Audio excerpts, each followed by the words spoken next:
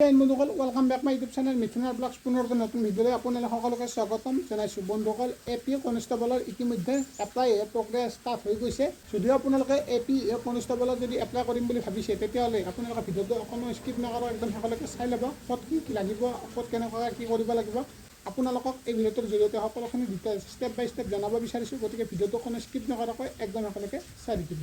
বন্ধুসকল এইখিনি পদ মুকলি কৰা হৈছে Arunachal Pradesh staff selection board APFFB ফালৰ পৰা এইখিনি পদ মুকলি কৰা হৈছে। আমাৰ অসমৰ যিকোনো ডিষ্ট্ৰিক্টৰ কেণ্ডিডেটে এইখিনি পদত আবেদন কৰিব পাৰিব। এপ্লাই প্ৰচেছ অনলাইন মাধ্যমত এপ্লাই কৰিব লাগিব। এপ্লাই লাষ্ট ডেট হৈছে 25 আগষ্ট 2025। ইয়াৰে post name firemen, MTS, attendance, constable, civil police এনেকুৱা ধৰণৰ ভেকেঞ্চি আপোনালোকে ইয়াতে দেখিবলৈ পাব। বন্ধুসকল তাৰপিছত কৰিছোঁ চেলাৰী 21,700 টকাৰ পৰা 69,100 টকালৈকে আপোনালোকে চেলাৰী পাব লেভেল 3। তাৰপিছত কৰিছোঁ কোৱালিফিকেশ্যন আপোনালোকে 10 পাছ যদি কৰিছে বা 10 পাছ কৰিলে আপোনালোকে এইখিনি পদত আবেদন কৰিব পাৰিব। অফিচিয়েল ৱেবছাইটৰ নাম হৈছে APFFB.NIC.in।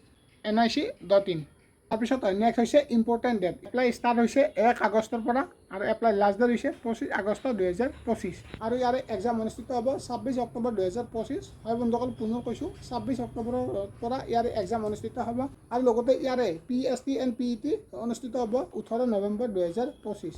ইয়াতে ভেকেঞ্চি টোটেল 461টা ভেকেঞ্চি মুকলি কৰা হৈছে। তাৰপিছত কৰিছোঁ কোৱালিফিকেশ্যন মানে এডুকেশ্যন কোৱালিফিকেশ্যন। আপোনালোকে 10 পাছ কৰিলে এইখিনি পদত এপ্লাই কৰিব পাৰিব আৰু যদি 12 পাছ কৰি থৈছে তেতিয়াও কিছুমান পদত এপ্লাই কৰিব পাৰিব। যদি আপোনালোকে ITI কৰি থৈছে তেতিয়াহ'লে এইখিনি পদত এপ্লাই কৰিব পাৰিব।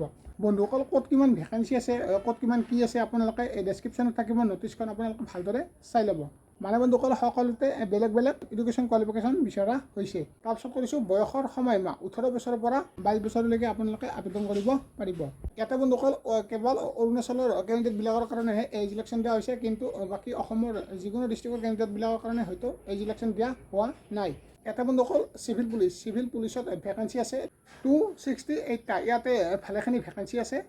ইয়াতে এপ্লাই কৰিবলৈ হ'লে বয়সটো ছেমে বিচৰা হৈছে 18 বছৰৰ পৰা 22 বছৰ। অনলি অৰুণাচলৰ কেণ্ডিডেটবিলাকক এজ ইলেকশ্যন দিয়া হৈছে। ইয়াতে কোৱালিফিকেশ্যন লাগিব অনলি 10 পাছ কৰিলে আপোনালোকে এপ্লাই কৰিব পাৰিব আৰু ইয়াতেও আপোনালোকৰ ফিজিকেল টেষ্ট অনুষ্ঠিত হ'ব। তাৰপিছত আপোনালোকৰ এক্সাইজ ডিপাৰ্টমেণ্টৰ ফালৰ পৰা মুকলি কৰা হৈছে 2টা। ইয়াতে আপোনালোকৰ ITI থাকিব লাগিব, লগতে ফিজিকেল টেষ্টটো অনুষ্ঠিত হ'ব। তাৰপিছত ফায়াৰমেনৰ ভেকেঞ্চি আছে। ফায়াৰমেনৰ ভেকেঞ্চি 51টা ভেকেঞ্চি আছে।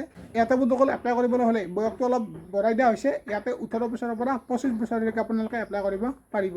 কোৱালিফিকেশ্যন 10 পাছ, অনলি 10 পাছ কৰিলে আপোনালোকে এপ্লাই কৰিব পাৰিব আৰু লগতে ইয়াতে ফিজিকেল ষ্টেণ্ডাৰ্ড টেষ্ট অনুষ্ঠিত হ'ব আৰু বহুতকেইটা বিভাগত ভেকেঞ্চি ইয়াতে দেখিবলৈ পাব। তো নটিছখন ডেছক্ৰিপশ্যনত থাকিব, আপোনালোকে ভালদৰে ক'ত কিমান কি ভেকেঞ্চি আছে সকলোখিনি ডিটেইলছ ভালদৰে চাই ল'ব। যদি বন্ধুসকল আপোনালোকে এইখিনি পদৰ প্ৰতি ইণ্টাৰেষ্ট বা এইখিনি পদত যদি এপ্লাই কৰিম বুলি ভাবিছে তেতিয়াহ'লে এইখিনি পদত এপ্লাই কৰিব পাৰিব। ইতিমধ্যে এই পদবিলাকৰ বা এইখিনি ভেকেঞ্চিৰ এপ্লাই প্ৰক্ৰিয়া চলি আছে।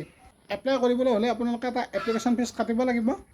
তাৰপিছত ST SC মানে অৰুণাচলৰ যিখিনি ST SC কেণ্ডিডেট হয় তেওঁলোকে APST মানে অৰুণাচল প্ৰদেশৰ কেণ্ডিডেটবিলাকে যিসকল অৰুণাচলৰ কেণ্ডিডেট হয় তেওঁলোকে 150 ৰুপিজ পে'মেণ্ট কাটিব লাগিব।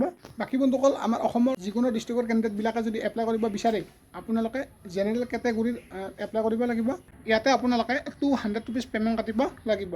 PWবিলাকে কোনো ধৰণৰ পে'মেণ্ট কাটিব নালাগে, পে'মেণ্ট মোড অনলাইন মাধ্যমত পে'মেণ্ট কাটিব লাগিব। তাৰপিছত কৰিছোঁ চিলেকশ্যন প্ৰচেছ। ইয়াতে আপোনালোকৰ ফাৰ্ষ্ট টাইম হ'ব ৰিটেন এক্সাম, তাৰপিছত ফিজিকেল ষ্টেণ্ডাৰ্ড টেষ্ট অনুষ্ঠিত হ'ব, তাৰপিছত আপোনালোকৰ একেবাৰে শেষত মেডিকেল এক্সামিনেশ্যন টেষ্ট অনুষ্ঠিত হ'ব। পোষ্ট কোড দিয়া হৈছে, আপোনালোক ক'ত কিমান কোনটো পোষ্টৰ কিমান কি অনুষ্ঠিত হ'ব সকলোখিনি ডিটেইলছ ভালদৰে চাই ল'ব। বন্ধুসকল এইটো এটা আছিলে সৰু সুৰা আপডেট। যদি আপোনালোকে এইখিনি পদৰ প্ৰতি ইণ্টাৰেষ্ট হয় বা এইখিনি পদত যদি এপ্লাই কৰিম বুলি ভাবিছে, যদি সকলোখিনি মিলে তেতিয়াহ'লে এইখিনি পদত এপ্লাই কৰিব পাৰিব।